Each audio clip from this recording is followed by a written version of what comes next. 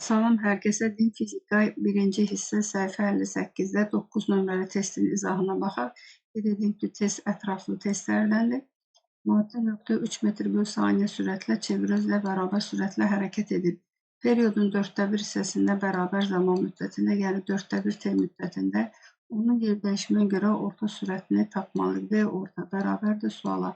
1/4 hissədə maddə nöqtənin yerdəyişməsi Pifaqor teoremi ilə tapılır. R kök 2-dir.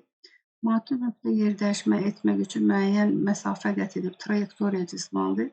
Bu zamanın 1/4 hissəsində onun cızdığı trayektoriyanı tapaq. Deməli, 2 pi çevrənin uzunluğunu vuraq 1/4-ə. O zaman 1/4 hissədə onun qət etdiyi məsafə isə olacaq pi bölünsün 2. Yerdəyişməyə görə orta sürəti təyin edək. V orta bərabərdir S bölünsün T'dir. S-in yerinə R kök 2 yazarıq. Baxın, sərf etdiyi zaman müddəti isə çevrədə gedilən yolun sürəti olan nisbətidir. N-in yerinə L bölü V yazsaq, V kəsrin surətinə çıxır.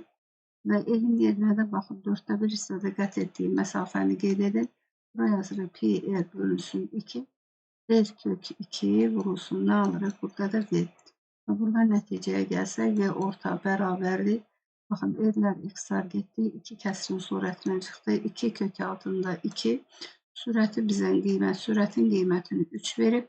Məxrəcə də pi-nin qiymətini qeyd etsək, 3 ilə 3-lər ixtisar getsə, alırıq 2 kök altında 2.